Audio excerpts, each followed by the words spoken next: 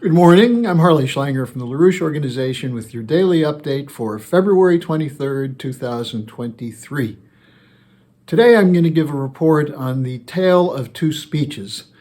That one delivered by President Putin in Russia in Moscow, and then the next day, yesterday, President Biden in Warsaw. These speeches occur in the midst of a continuing war. A war which is continuing largely because the NATO powers, led by the United States and the United Kingdom, are insisting that the war must be carried out to weaken and/or destroy and break up Russia, and that the Russians are insisting that they are fighting for legitimate security guarantees that have been denied them by their so-called Western partners. Now, in the midst of this war, you had very dramatic developments. So let me give you a report on it. I'm going to cover, in particular, some of the comments from Putin, because he gave a 2-hour speech, very little of which has been covered in any significant way in the Western press, whereas virtually everything that Biden has said and done is being given hyped up coverage. Now, Putin started out by saying that we're at a moment of radical, irreversible change in the world. And he's been saying this since over a year ago on February 4th, when the Russians and the Chinese signed a declaration of cooperation and became increasingly targeted by Western countries because of that. Now, Putin went through, he laid out the case for the special military operation, why he felt it necessary to take the action, including the whole question of the refusal of the West to even negotiate what the Russians considered legitimate security demands, the lies about the extension of NATO eastward to the borders of Russia, and of course the point being made that what would happen if Russian nuclear weapons were placed in Mexico? What happened when Soviet missiles were placed in Cuba? There was a response from the West. There would be in the case of Mexico. He went through the lies about Minsk, the fact that the killing of people living in the Donbass, civilians, not only continued between 2014 and 2022, but there was an attempt or a plan to escalate the attack after in the days before he launched the special military operation.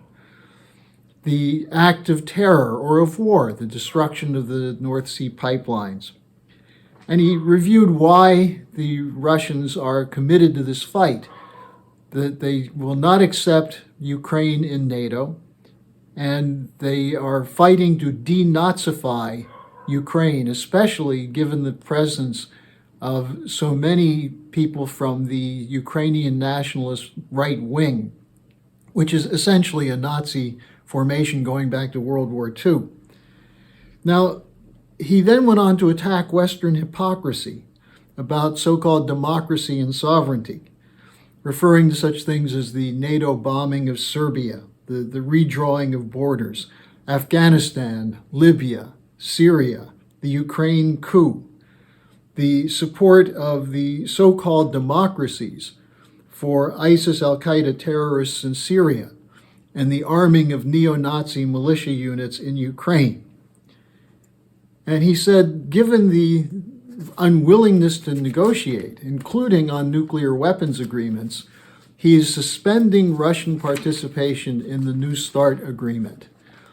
Not ending it, but suspending it.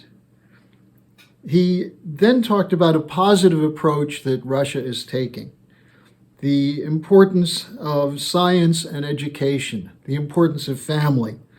He said they're protecting their children from degradation in contrast to what's going on in the West. Then he talked about the economic policy, the trade with China and India, the increase in trade, the investment in Russia, in industry, in new technology, in research and development. He spoke about the new institutions that are being created to facilitate economic gain, that these are multilateral institutions, the BRICS, the Shanghai Cooperation Organization, the Russia-China Alliance. And while he was speaking, Wang Yi, the leader of China's foreign ministry, was in Moscow. And he said these partnerships are based on relations with sovereign states, and that will be the way Russia proceeds. Now, while he was giving the speech, Biden was engaged in a staged theatrical stroll in Kiev. When I say theatrical, the Russians had already made a commitment that there would be no attacks on Kiev when Biden was there. So why were the air raid sirens going off when Biden was walking side by side with Zelensky? Well, Biden made promises in Kiev, then he came to Warsaw and gave what the media is calling a rousing speech after he had met with Zelensky and Polish President Duda. What Biden said is the decisions we make over the next 5 years will determine and shape our lives for decades to come. And then he said the choice is between chaos and stability, between building and destroying, between hope and fear, between democracy and autocracy. And he said, we have answered the question of would democracy stand up strong to stop Putin? 1 year later, he said, we know the answer. We did respond. We would be strong. We would be united, unquote. Now, what does this mean? This means more weapons. It means more money. It means no negotiation, but more empty rhetoric. Does being strong mean that they're willing to sacrifice the lives of Ukrainians in the effort to destroy Russia?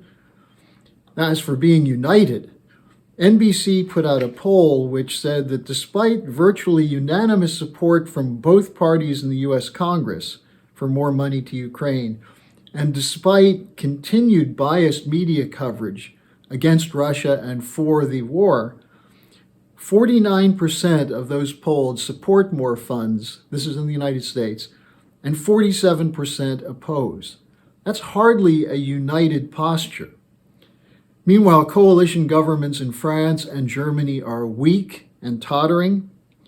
The Tories in the United Kingdom are somewhere around 25% support in the polls, with an unelected king and an unelected prime minister. And yet Boris Johnson and Liz Truss, the two previous prime ministers who were both ousted, are calling for more tanks and more planes. Biden and German Foreign Minister Baerbock, as well as others, especially everyone in the British defense sector, are saying that they will remain committed to this war for as long as it takes. In other words, no negotiations until Putin agrees to pull out of Russia and admit defeat and turn himself in for war crime trials to be conducted by his enemies. Now, in other words, no negotiations, perpetual war.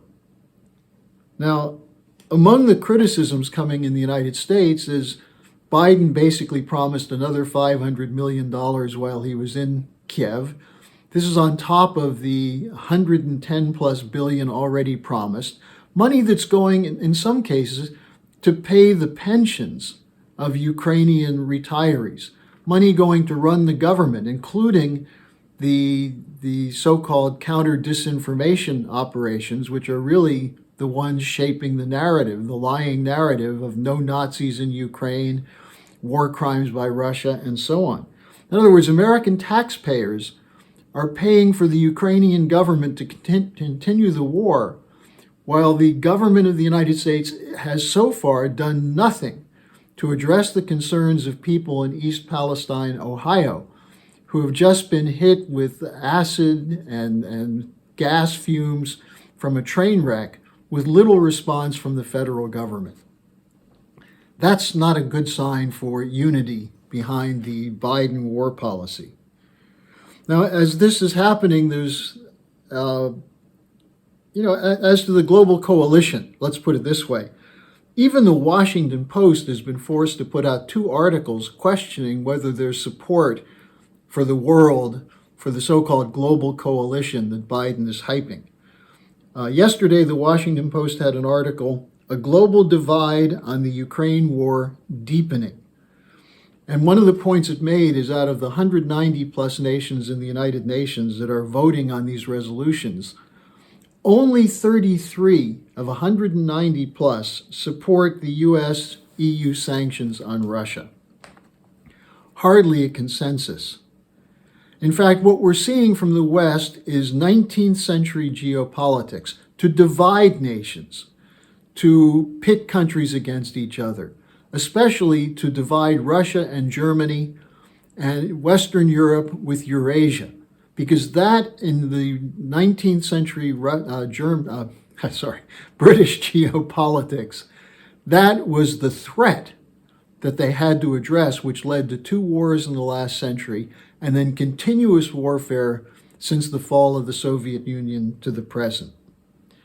Now, as I reported yesterday, what we're seeing in the Washington Post, the European Council on Foreign Relations report, Chatham House discussion, what they're fearful of is the opposition of the Global South to backing the US and NATO.